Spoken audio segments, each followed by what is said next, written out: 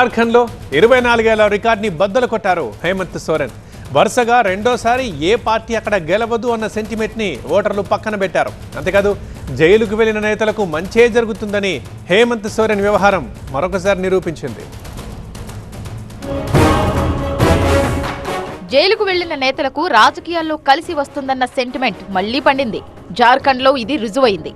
Mining scam, land scam లో ED, CBI కేసులు నమోదు చేసి జైల్లో వేసినప్పటికీ హేమంత్ సోరెన్ మరోసారి జార్ఖండ్ సీఎం కాబోతున్నారు. అసెంబ్లీ ఎన్నికల్లో జేఎంఎం కూటమి 50 సీట్లకు పైగా విజయం సాధించి ప్రభుత్వాన్ని ఏర్పాటు చేయబోతోంది. ఈ విజయంలో హేమంత్ సోరెన్దే కీలక పాత్ర.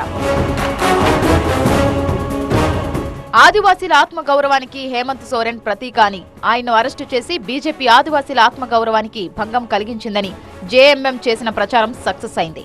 హేమంత్ సోరెన్ మీద అవినీతి ఆరోపణల్ని జనం ఎందుకు పట్టించుకోలేదు? జార్ఖండ్లో 24 ఏళ్ల రికార్డును బద్దలు కొట్టారాయన. జార్ఖండ్లో ఓసారి గెలిచిన పార్టీ మరోసారి అధికారంలోకి రాదన్న నమ్మకం ఉంది. కానీ వరుసగా రెండోసారి విజయం సాధించి ఆయన కొత్త రికార్డు నెలకొల్పారు. హేమంత్ సోరెన్ మీద అవినీతి ఆరోపణలు చేసి జైలు పాలు చేసి ఆయన పార్టీకి చెందిన కీలక నేతలను తమ క్యాంపులోకి లాగేసి ఏవేవో శుష్క ప్రయత్నాలు చేసింది బీజేపీ. హేమంత్ సోరెన్ సన్నిహితుడు మాజీ సీఎం చంపై సోరెన్ బీజేపీలో చేరినప్పటికీ లాభం లేకుండా పోయింది. హేమంత్ సోరెన్ మీద ప్రజల్లో సానుభూతి జేఎంఎంకు కలిసి వచ్చింది. ఆయన అవినీతి పరుడని, జార్ఖండ్ సంపదను లూటీ చేశారని ప్రధాని మోదీ, అమిత్ షా పదే పదే ప్రచారం చేశారు. కానీ ఆ ప్రచారాన్ని జనం విశ్వసించలేదు. జార్ఖండ్ అసలే ఆదివాసీ జనాభా అధికంగా ఉన్న ప్రాంతం. ఎన్నికలకు 2-3 ఏళ్ల ముందు ఈడీ, ఐటీ, సిబిఐ సోరెన్ పార్టీని టార్గెట్ చేయడం జేఎంఎంకే కలిసి వచ్చింది.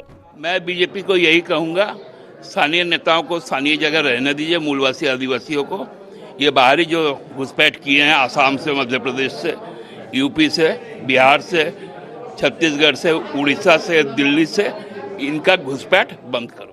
హేమంత్ సోరెన్ చాలా వ్యూహాత్మకంగా ఎన్నికల బరిలోకి దిగారు. జైలుకు వెళ్లే ముందు సీనియర్ నేత చంపై సోరెన్ ను సీఎం చేశారు. సుప్రీంకోర్టు బెయిల్తో జైలు నుంచి విడుదలైన హేమంత్ సోరెన్ మళ్లీ సీఎం పదవిని చేపట్టారు. సీఎం పదవి పోవడంతో చంపై సోరెన్ బీజేపీలో చేరారు. మా అసోసియేట్ ఎడిటర్ మహాత్మా మరింత సమాచారం అందిస్తారు. మహాత్మా, ఈ రికార్డ్ బ్రేక్ చేయడానికి జైలు సెంటిమెంట్ ఎంతవరకు పనిచేసింది అండ్ మిగతా రీజన్స్ ఏమై ఉండొచ్చు?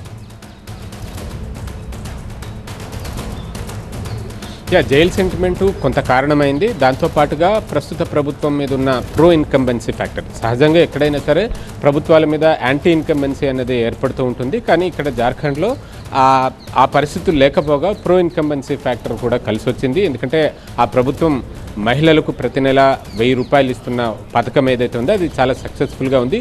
మరి ముఖ్యంగా దేశంలోనే గిరిజన జనాభా ఎక్కువగా ఉండి గిరిజన నియోజకవర్గాలు ఎక్కువగా ఉన్న రాష్ట్రం కూడా జార్ఖండే. సో గిరిజన ఆదివాసీలు బిలో పావర్టీ లైన్కి, అందులో అంటే పేదరికంలో ఎక్కువ శాతం ఉంటారు. అటువంటి వారికి నెలకు 1000 రూపాయలు ఇవ్వడం అన్నది చాలా ఉపయోగపడే అంశం. దానికి తోడు ఆ 1000 రూపాయలని 2500కి పెంచుతామన్న హామీ కూడా జేఎంఎం ఇచ్చింది. సో ఈ ఆల్రెడీ 1000 రూపాయలు పొందుతున్నారు, 2500 ఇస్తామన్నారు. కాబట్టి ఈ హామీ కూడా బాగా వర్కౌట్ అయిందని చెప్పుకోవచ్చు.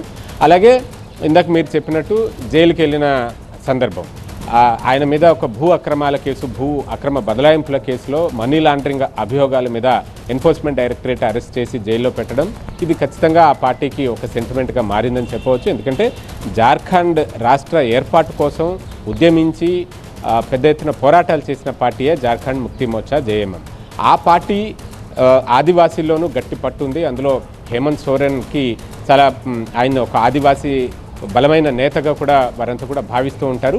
అటువంటి నేతను అరెస్ట్ చేసి జైల్లో పెట్టడం అనేసరికి అందరూ ఆదివాసీల సెంటిమెంట్ హర్ట్ అయింది. అది ఖచ్చితంగా ఉపయోగపడింది. దాన్ని కౌంటర్ చేయడం కోసం చంపై సోరెన్ ని బీజేపీలోకి తీసుకుని గద్దె దించడాన్ని, ఇందులో కాంగ్రెస్ పాత్ర పెద్దగా లేదనే చెప్పాలి. ఎందుకంటే మొత్తం 81 నియోజకవర్గాలు ఉన్న జార్ఖండ్ అసెంబ్లీలో జేఎంఎం 41 స్థానాల్లో పోటీ చేసి 33 గెలుపొందింది. అంటే ఇక్కడ స్ట్రైక్ రేట్ జేఎంఎందే ఎక్కువగా కనిపిస్తుంది. అదే కాంగ్రెస్ 33 స్థానాల్లో పోటీ చేసి 16 స్థానాలకే పరిమితమైంది. అంటే 50% స్ట్రైక్ రేట్ తోటి కాంగ్రెస్ కనిపిస్తుంది. కాంగ్రెస్ పెర్ఫార్మెన్స్ ఇక్కడ పెద్దగా కనిపించలేదు. జేఎంఎం తన సత్తా, తన 5 ఏళ్ల పరిపాలనలో హేమంత్ సోరెన్ జైలుకి వెళ్ళిన ఈ సెంటిమెంటు వీటన్నిటితోటే లాక్కొచ్చారని మనం చెప్పుకోవచ్చు. అలాగే ఈ పట్టణ ప్రాంతాల్లో మాత్రమే బీజేపీ పరిమితమైంది. రాష్ట్ర రాజధానిగా ఉన్న రాంచీ, అలాగే ధన్బాద్, జంషెడ్పూర్ ఈ 3 పట్టణాల్లోనూ భారతీయ జనతా పార్టీ గెలుపొందింది. అలాగే బీహార్కు ఆనుకునున్న ఉత్తర భాగంలోనూ బీజేపీకి సీట్లు వచ్చాయి. అవి మినహాయిస్తే మిగతా ట్రైబల్ బెల్ట్ అంతా కూడా ఆదివాసీల ప్రాబల్యం ఎక్కువగా ఉన్న అన్ని ప్రాంతాల్లోనూ జేఎంఎం అండ్ కాంగ్రెసే ఎక్కువ సీట్లను గెలుపొందాయి.